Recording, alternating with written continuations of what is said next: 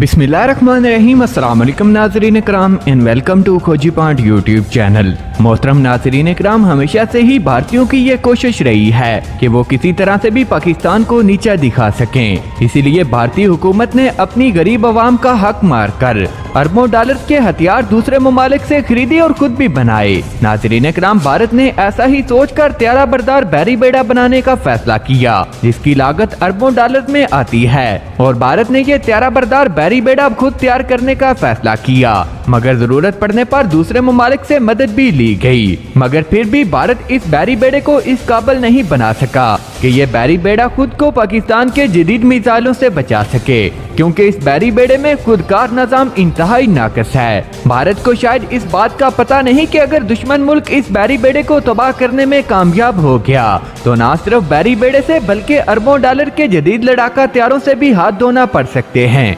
इसीलिए अमेरिकी माहिरीन इस बारे में ये कहते हैं कि ये भारत का बैरी बेड़ा कचरे के ढेर के सिवा और कुछ भी नहीं और इन्हें कोई भी पाकिस्तान का एंटीशिप मिसाइल तबाह करने की सलाहियत रखता है। भारत के एयरक्राफ्ट कैरियर प्रोग्राम के साथ ही पाकिस्तान ने चीन से जदीद तरीन anti aircraft carrier missile CM-400 हासिल करने के लिए सौदा किया। ये मिसाइल लड़ाका हथियारों से फायर किया जा सकता है। अक्सर इसे आप लोगों ने पाकिस्तान के शाहकार F-17 थंडर में लगा देखा होगा। नाज़रीन मोहतरम, ये मिसाइल पहली बार 2013 में यूरोप में मुनक्कद एक एयर शो में पेश किया गया। इस मिसाइल की मंजरेआम पर आने की देर थी कि यूरोपीय मीडिया इस मिसाइल से बहुत मुतासर हुआ।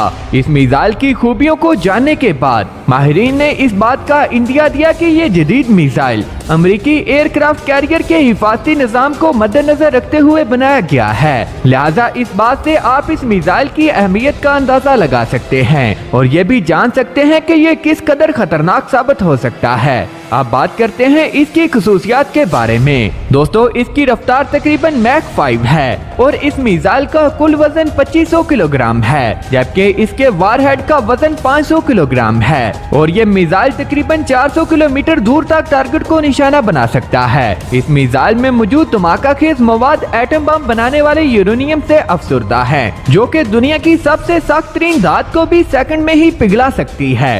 यही वजह है कि इस मिसाइल को एयरक्राफ्ट कैरियर किलर का नाम दिया गया। इंतहाई हल्का और जदीद टेक्नोलॉजी से लैस होने की वजह से ये मिसाइल अपने हदफ की तरफ बढ़ते हुए एक ही सिमत सफर नहीं करता। इसी वजह से इस मिसाइल को मार गिराना इंतहाई मुश्किल है। नाज़रीन किराम, यहाँ पाकिस्तानियों की शान और भारतीयों के लिए मौत का सामान F-17 थंडर के बारे में एक ऐसी मालूमात से आप दोस्तों को आगाह करने जा रहा हूँ जो कि यकीनी तौर पर आप जानने की जस्तजू में रहते होंगे।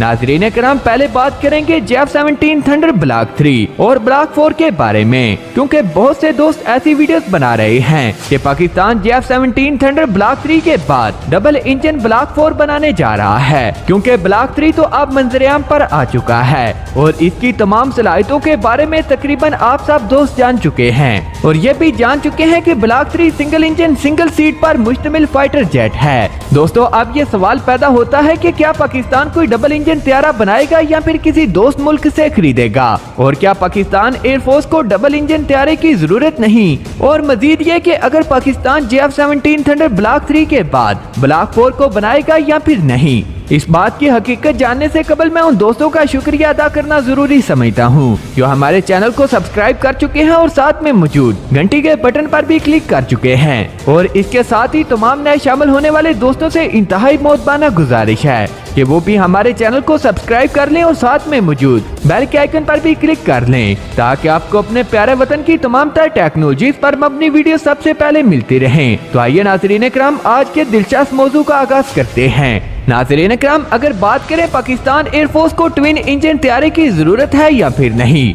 तो फिर हमें हकीकत से मुंह नहीं मोड़ना चाहिए। इस वक्त पाकिस्तान एयरफोर्स को ट्विन इंजन तैयारी की अशद जरूरत है, क्योंकि हमारे मद्दे मुकाबल राफेल और SU-30 MKI twin engine fighter jet हैं। नाज़रीन इकराम, ये वही Su-30 MKI त्यारा है जिसको पाकिस्तान के JF-17 थंडर ने 27 फरवरी 2019 को बुछाड़ कर रख दिया था और इसके टुकड़े टुकड़े कर दिए थे। पाकिस्तान के शहीनों का अभी तक राफेल से सामना नहीं हुआ, मगर वही बात के जंग हथियारों से नहीं बल्कि जज्बों से लड़ी जाती है। राफेल का सामना जब पाकिस्तान की शान JF-17 थंडर त्यारों से होगा और इसको उड़ाने वाले पाकिस्तान का फख्र पाकिस्तान के शहीन पायलट होंगे, तो इसका हाल भी वही होगा जो 27 फरवरी 2019 को MiG-21 और भारतीय सुखोई Su-30 त्यारों का हुआ था। लेकिन जैसा कि मैं आपको पहले भी आगाह कर चुका हूँ कि अब अमेरिकी कंपनी लॉकहीड मार्टिन, जिसने F-16, F-22 रैप्टर और F-35 जैसे लड़ाका त्यारों को बनाया था, अब भारत के अंदर ही भारतीय कंपनी के साथ मिलकर एक ऐसा त्यारा बनाने जा रही है जिसको F-21 का नाम दिया गया है। ये त्यारा बहुत ही जदीद और स्टाइल सलाहियतों का हमल होगा, जिसमें F-16 का फ्रेम इस्तेमाल किया जाएगा, मगर इसमें 40% हथियार ले जाने की सलाहियत होगी। इसीलिए अब पाकिस्तान को भारतीय त्यारों को काउंटर करने के लिए कोई ट्विन इंजन स्टाइल सलाहियतों का हमल फाइटर जेट हासिल करना होगा। इससे पहले पाकिस्तान के पास राफेल और Su-30 का मुकाबला करने के लिए JF-17 थंडर त्यारे ही काफी हैं, मगर अब दिफाई माहिरीन की राय के मुताबिक पाकिस्तान को चाइना से स्टाइल त्यारा हासिल करना जरूरी हो गया है। इसीलिए पाकिस्तान को अपने दोस्त मुल्क चाइना से J-31 या फिर J-20 में से एक त्यारा खरीदना होगा, या फिर अपने अज़म प्रोजेक्ट के तहत तैयार किया जाने वाले 5th जनरेशन फाइटर जेट बहुत जल्द मुकम्मल करना पड़ेगा। नाज़रीन इकराम, अब बात करते हैं कि पाकिस्तान के JF-17 थंडर ब्लॉक 4 के बारे में। तो दोस्तों, ये बात बिल्कुल भी दुरुस्त नहीं कि पाकिस्तान JF-17 थंडर ब्लॉक 3 के बाद मजीद कोई ब्लॉक बनाएगा, मतलब के ब्लॉक 3 फाइनल है और इसके बाद कोई अगर फाइटर जेट पाकिस्तान में तैयार किया जाएगा तो वो होगा पाकिस्तान का 5th जनरेशन फाइटर जेट। इसीलिए अगर कोई मेरा भाई आपको ब्लॉक 4 के बारे में बताए कि उसका एयर फ्रेम ऐसा होगा, उसमें डबल इंजन इस्तेमाल होगा, उसमें ये रिडार लगाया जाएगा, तो वो सिर्फ और सिर्फ आप दोस्तों को गुमराह करने की कोशिश करेगा।